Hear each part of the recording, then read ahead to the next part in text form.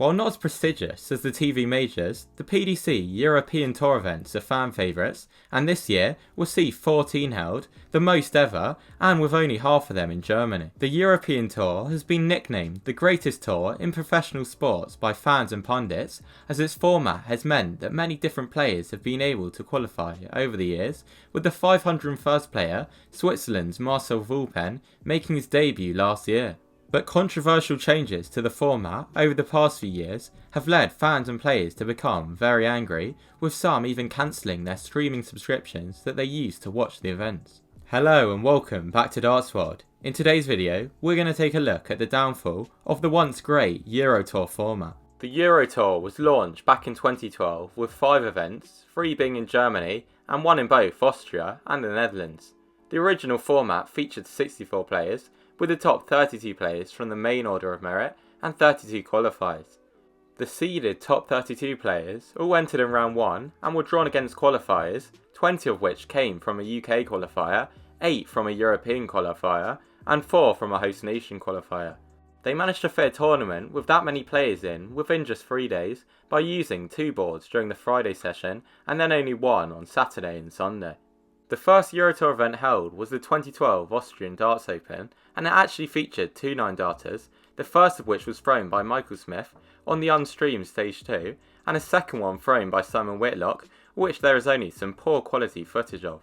Justin Pipe went on to win the tournament, his first and only PDC stage title, beating James Wade in the final.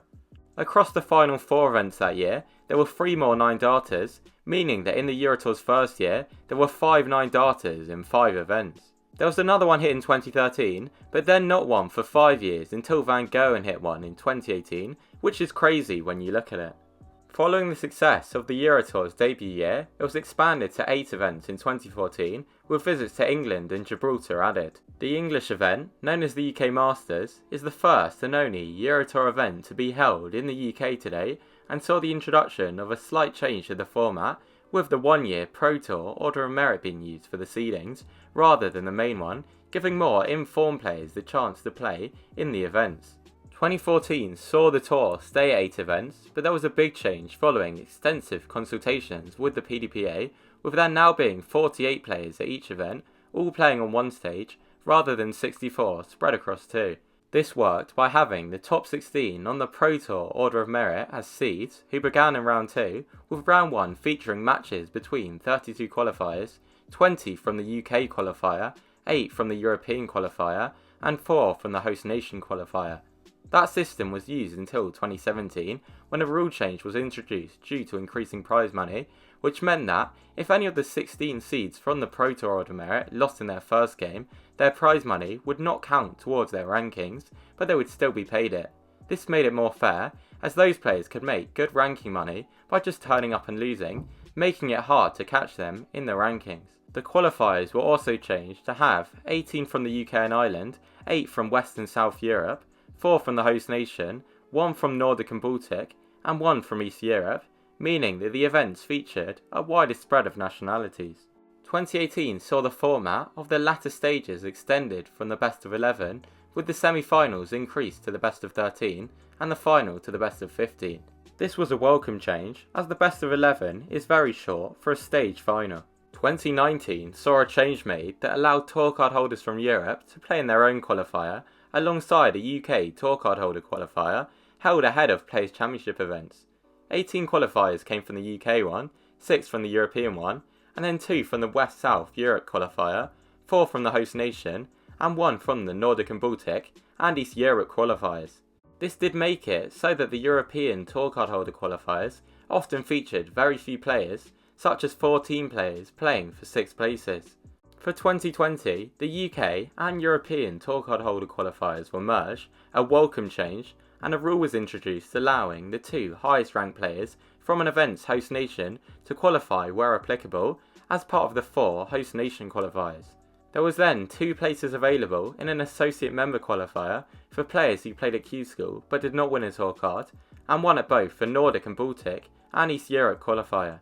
For many, this was seen as an improvement on the previous years, but some felt it was unfair for players to qualify from the Order of Merit simply based on their home nation status.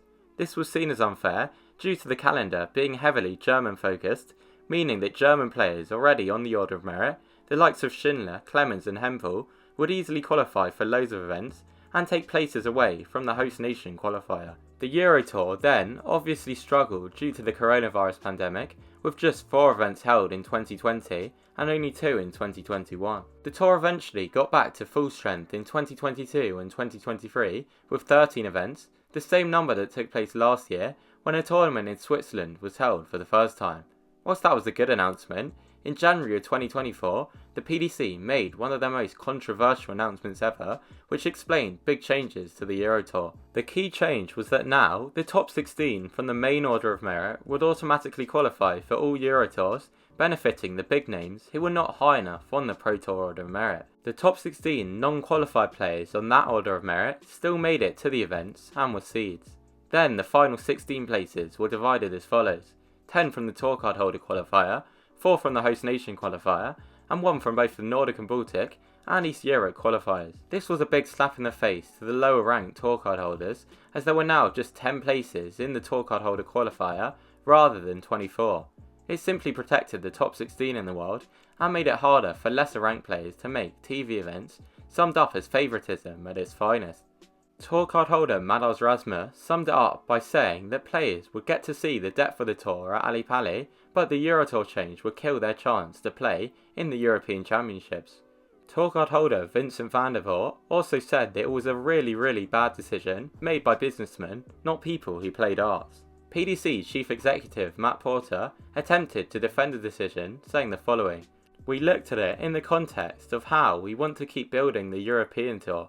It's come a long way over its decade of existence, and it's got a long way to go to hit the heights that we want it to achieve. It's got more countries to go to, it's got more prize money to offer, it's got bigger crowds to generate. Having 2/3 of the players coming from qualifying tournaments, we felt was just too high. We felt we needed to underpin a quantity of pretty much guaranteed big names, the players who are at the top of the rankings for a reason, because they are the best players in the world. We still keep the door open for a lot of other players to qualify.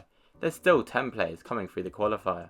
Another problem with that announcement was that it seemed like the 16 players who were invited automatically to play on the Friday but didn't have to qualify would get the money on the rankings even if they lost. This meant that high ranked players in poor form like Peter Wright would get a lot of money on his ranking automatically without even needing to win games. Pressure from fans and players led the Players Union, the PDPA, to meet with the PDC to discuss changes which eventually were agreed on. All the 32 pre-qualified players would have to win their first game to receive the prize money on their rankings.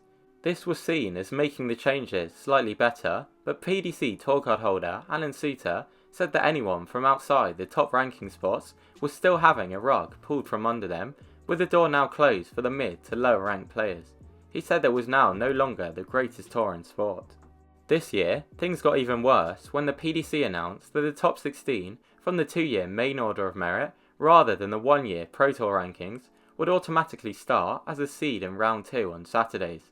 This is simply more protection for the big boys, and likely done to please the less informed Premier League players who in the past sometimes had to travel very late on the Thursday nights to make it to the Euro Tour if they needed to play on a Friday. This was very controversial again, and will make it even harder for lower ranked players, and has made it less likely that the Euro Tour will do what it used to do greatly, and that's make stories away from the big order of merit players. World number 19 Ryan Sell has had his say, saying the following: "What is the point of the Pro Tour order of merit? The one that shows the true form and consistency of players. Asking for a friend." I agree with Ryan. Simply, too much is being done to protect the big boys, and it means that we're increasingly seeing the same players play over and over again in TV and streamed events. It's also making it harder for lower ranked players to become full-time players at a time when Pro Tours have been moved to midweek.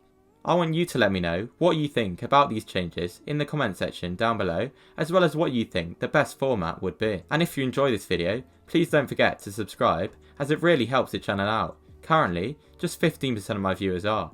You can hit the bell icon if you want to get notified whenever I upload a brand new darts video as well. Also, please leave a like if you enjoy this style of video, and you can comment down below giving me any video ideas that you want to see. Thanks for watching.